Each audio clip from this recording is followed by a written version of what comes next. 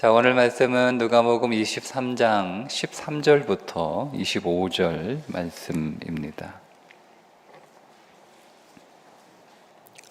자, 우리 같이 함께 읽겠습니다.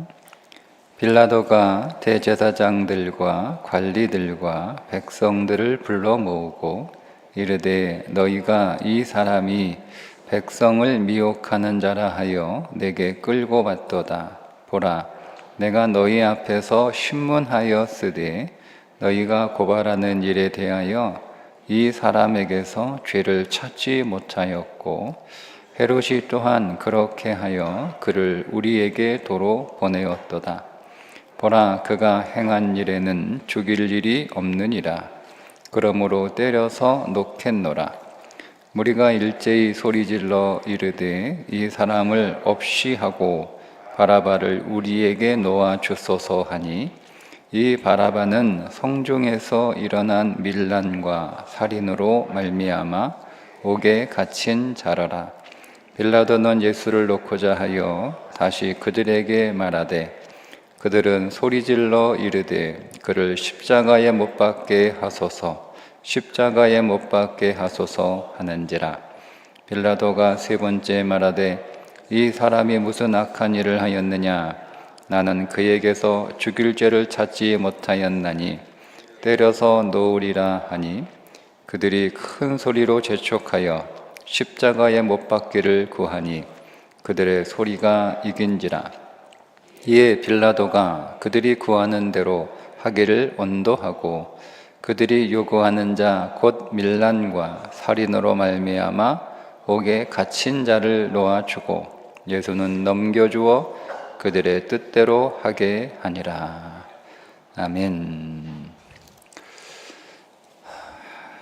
예수님께서 흠없는 하나님의 어린 양으로 유월절 제물로 드려지기 위하여 그분이 얼마나 흠이 없는 분인가를 총 7번에 걸쳐서 면밀하고 자세하게 신문을 받습니다.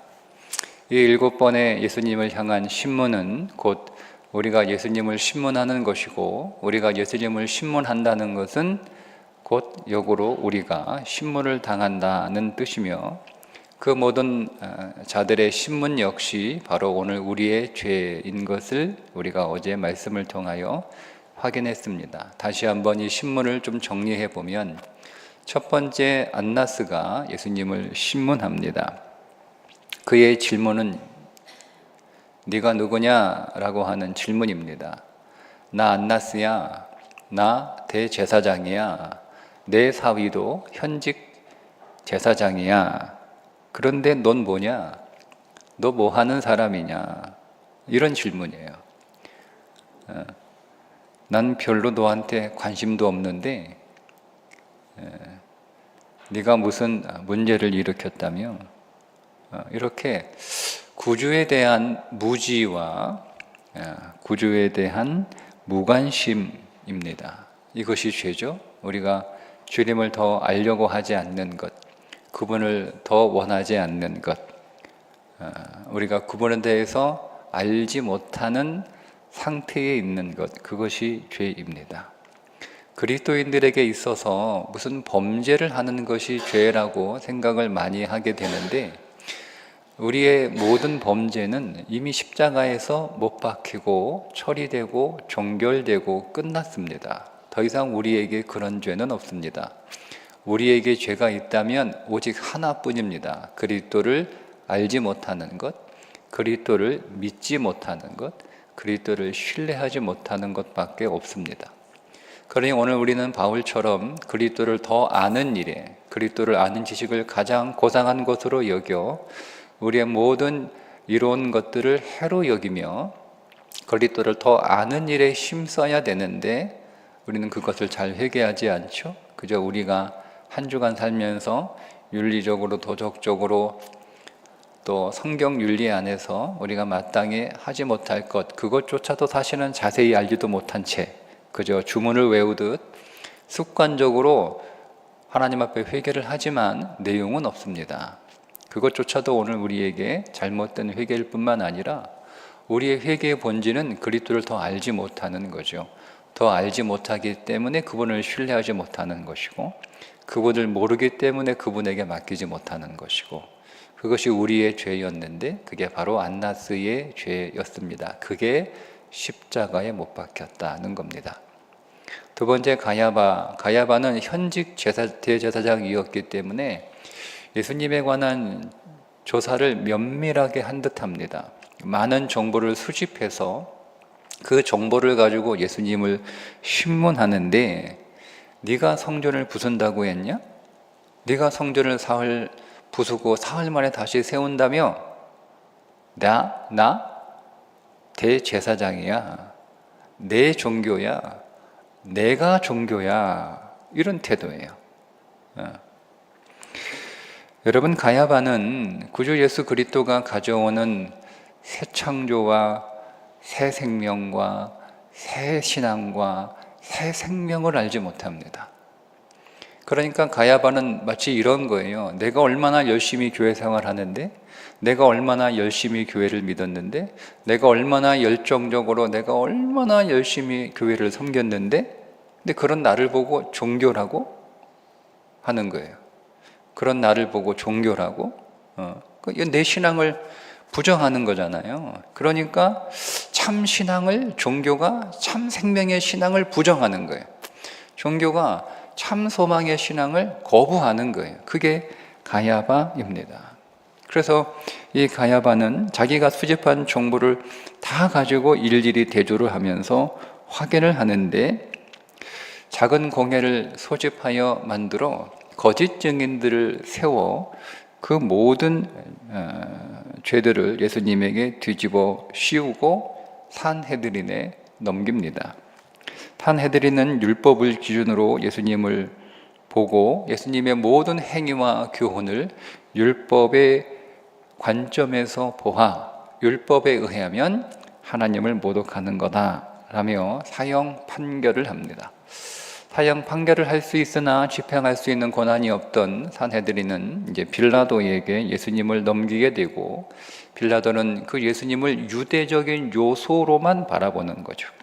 유대의 관점 안에서만. 우리가 신앙은 교회 안에서만 통하는 거고, 믿음은 믿는 사람들끼리 모여서만 통하는 거고, 세상에서 그 신앙은 통하지 않고 세상에서 그 신앙대로 살아가는 것은 어리석은 것이라고 생각하는, 그게 빌라도의 모습입니다. 그 죄가 우리 가운데 있습니다. 헤롯은 기적을 일으켜 보라고 하죠. 한번 기적 일으켜 봐라.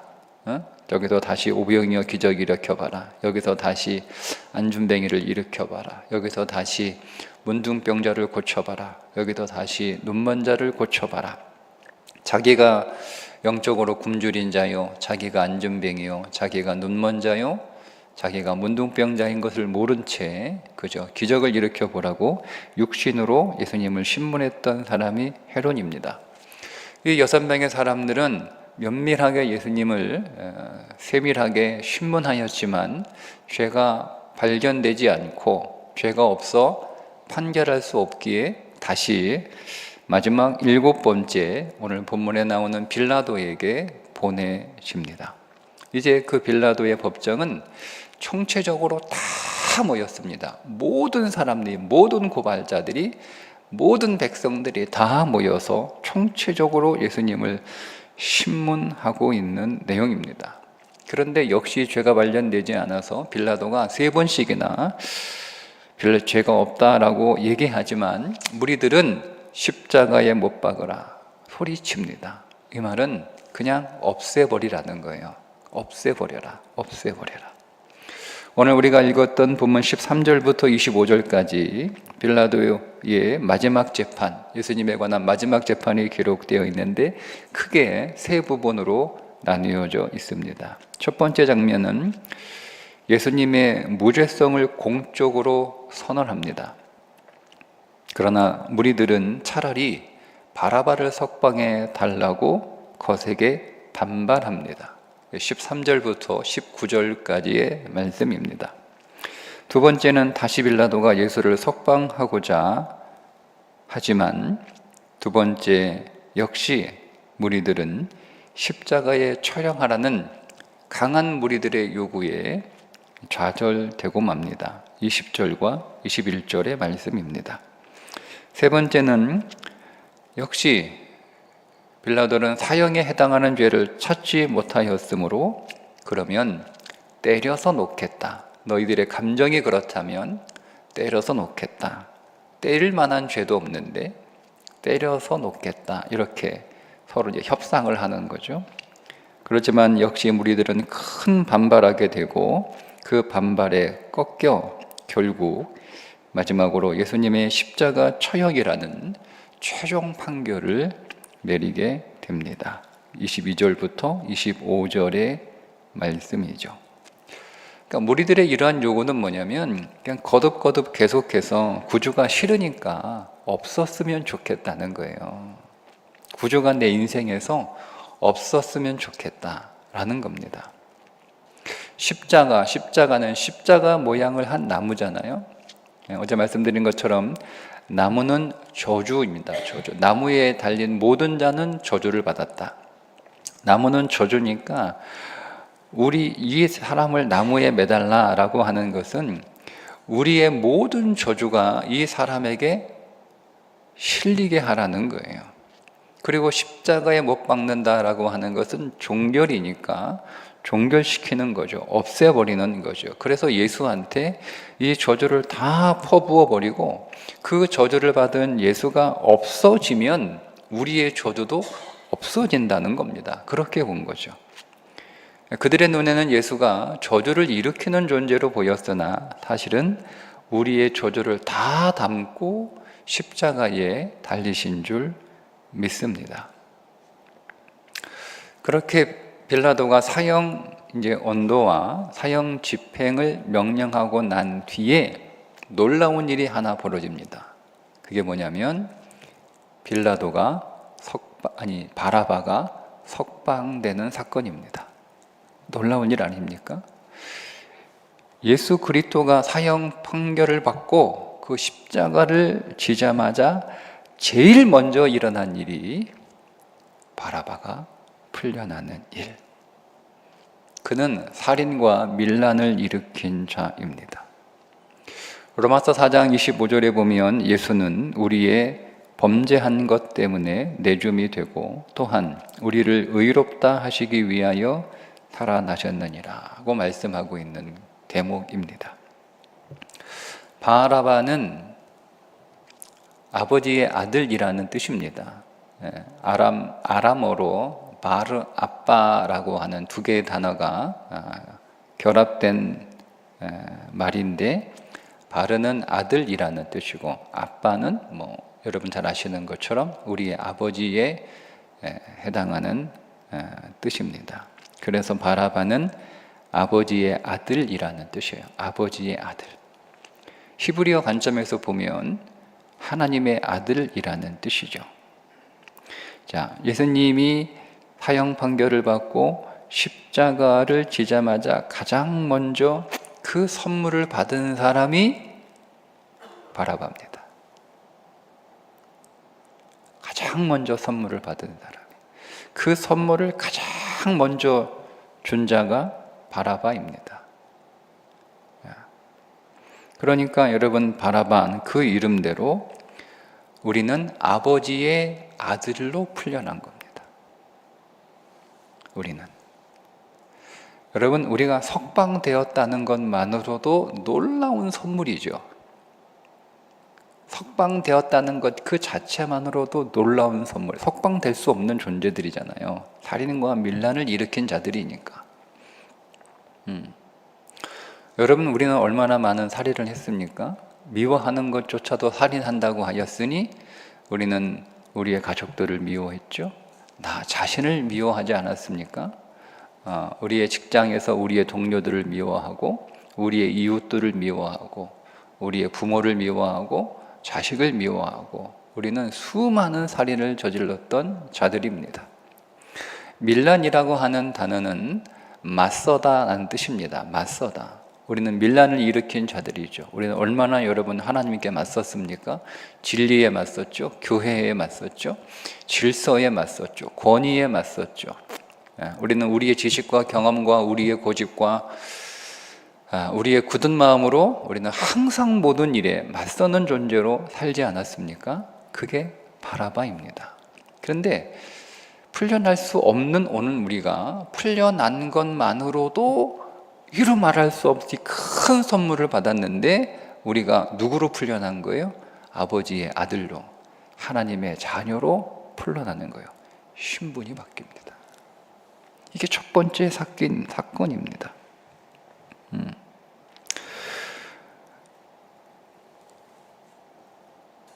산헤드린에서 빌라도에게 예수님을 처음 넘길 때 그 예수님에게 붙여진 제목은 3가지였습니다. 백성을 미혹해 한다, 세금을 바치지 말라고 했다, 자칭 왕이라고 한다. 물론 이것은 예수님의 제목이 아니라 우리의 제목이라고 어제 말씀을 드렸습니다. 여기에 2개의 제목이 더 붙여지는 거죠. 바라바의 제목이 더 붙여져서 우리는 살인한 자로, 밀란을 일으킨 자로, 6가지의 제목으로 우리는 죽어야 되는 존재들이에요. 우리가 막연히 어떤 죄를 지었는지 우리는 끊임없이 우리가 행했던 어떤 윤리적인 우리의 범죄한 행위들에 계속 초점을 맞춰요. 근데 그 죄라고 생각하는 것들이 그렇게 사실은 크게 대단하지 않아 보이잖아요. 그러니까 우리가 얼마나 큰 죄인인지를 우리는 깨닫지 못합니다. 그래서 제가 계속 이 7번의 신문을 계속 반복하는 이유는 우리의 죄의 정체, 죄의 본질이 무엇인지를 우리가 진리 안에서 발견해야 되고, 그 죄가 내 안에 있고 바로 내가 그런 자들이라는 것을 우리가 경험하지 못하고 깨닫지 못하면 우리는 그 은혜가 얼마나 큰 줄을 몰라요. 우리는 받은 은혜가 작아서 감사하지 못한 게 아니고요, 그 받은 은혜가 얼마나 큰지를 몰라서 감사하지 못하는 거예요. 우리는 오늘 우리의 삶에 복을 적게 받아서 오늘 우리의 인생이 불행하다고 생각하고 있는데 그렇지 않습니다. 우리가 받은 복이 얼마나 놀랍고 큰 복인지를 모르기 때문에 불행하다고 생각하는 것이고 불안한 거죠. 우리에게 복을 주신 분이 어떤 분이고 그분에게 내가 어떤 존재인지를 모르기 때문에 우리가 염려하고 근심하는 거예요. 이거를 발견하는 게 십자가입니다. 십자가는 저분이 그냥 나 때문에 괜히 고생하셨구나 라고 하는 수준의 문제가 아니라는 거죠. 여러분, 말씀드린 것처럼 우리가 누군가에게 선물을 준다고 하면, 여러분들에게 정말 가장 귀한 게 있어요. 여러분들에게 정말 아주 귀한 것.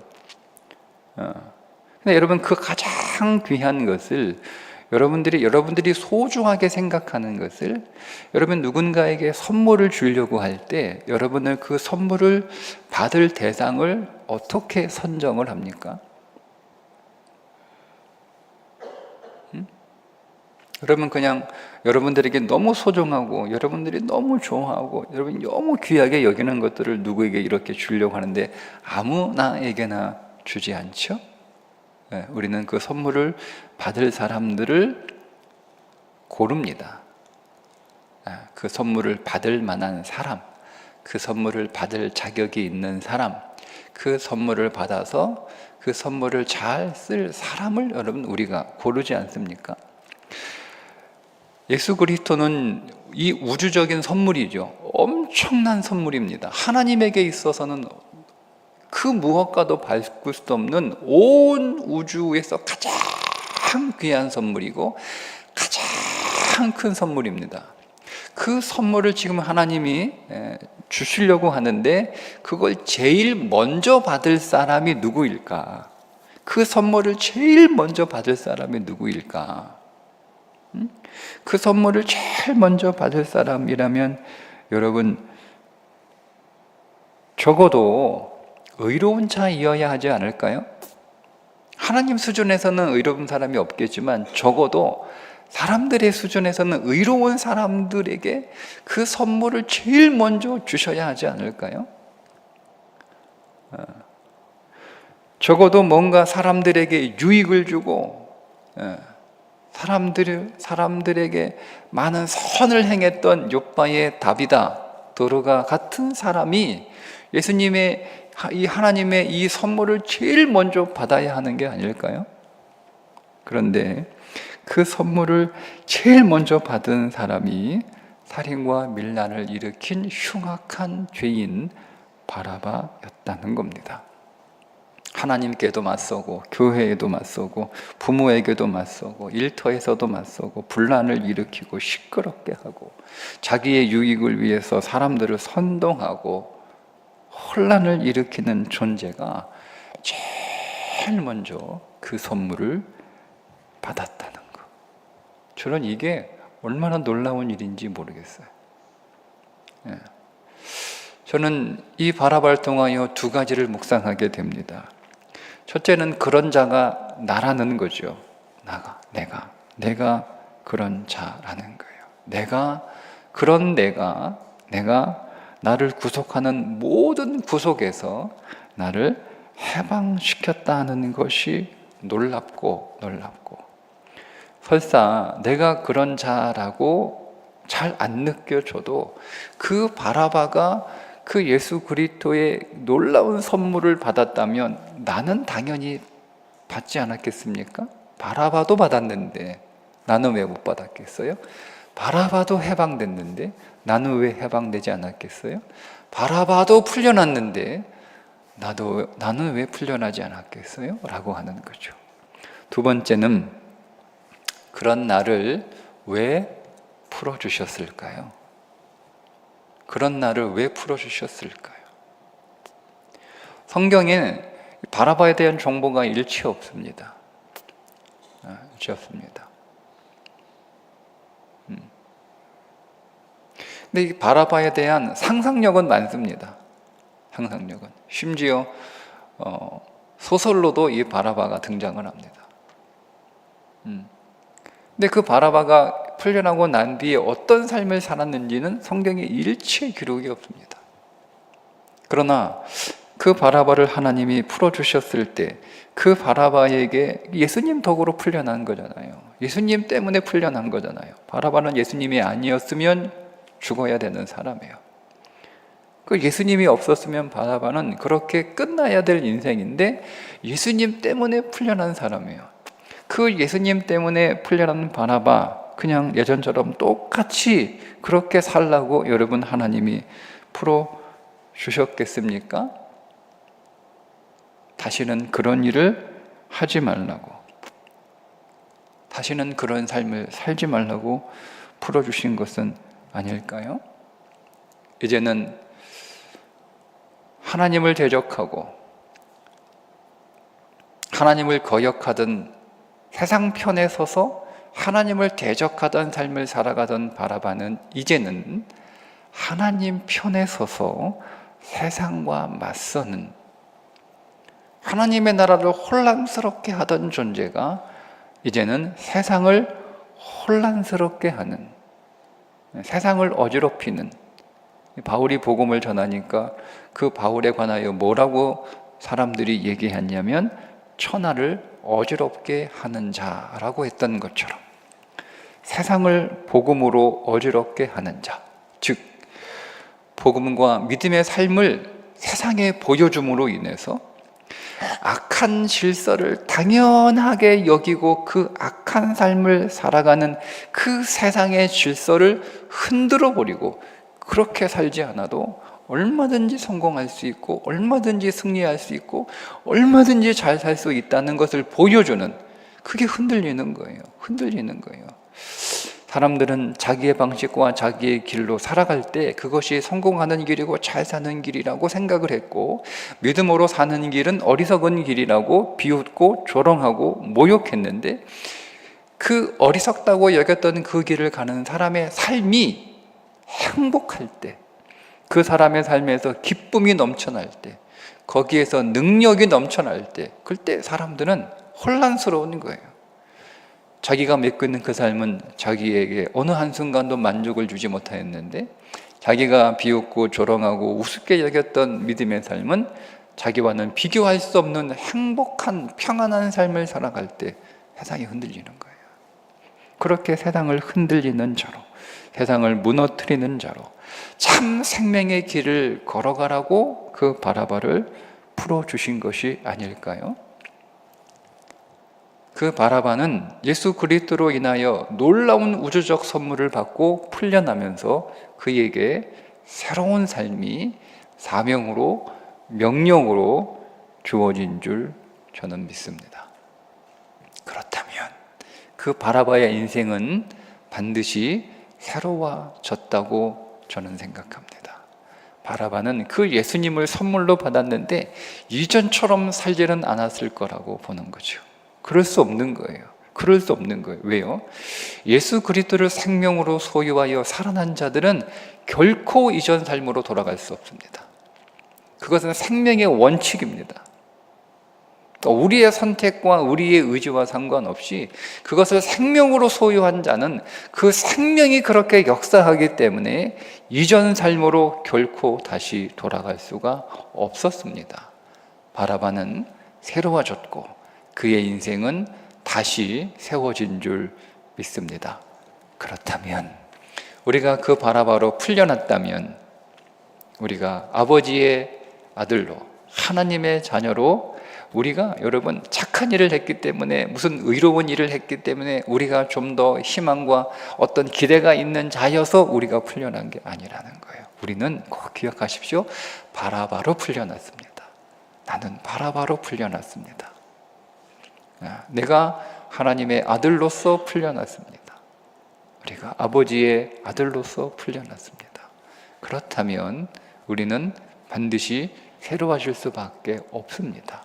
여기에 믿음을 적용하셔서 오늘 저와 여러분의 삶이 더 새로워지는 믿음의 길이 되기를 주님의 이름으로 축복합니다. 기도하겠습니다. 우리 함께 기도할 거예요. 하나님, 오늘 우리가 바라바로 풀려났음을 다시 한번 보게 하시니 감사합니다. 내가 선해서, 내가 잘해서, 내가 무언가 좋은 것이 내게 있어서 풀려난 것이 아니라 우리가 하나님의 자녀로 풀려난 줄 더 믿게 하시고, 바라바에게 이 놀라운 생명의 역사가 일어났던 것처럼 우리에게도 놀라운 생명의 역사가 일어나게 될 줄 믿고 그 약속을 힘입어서 오늘 다시 세워지고 다시 회복되는 인생이 되게 해 주옵소서. 함께 기도하고 제가 마지막 기도하겠습니다.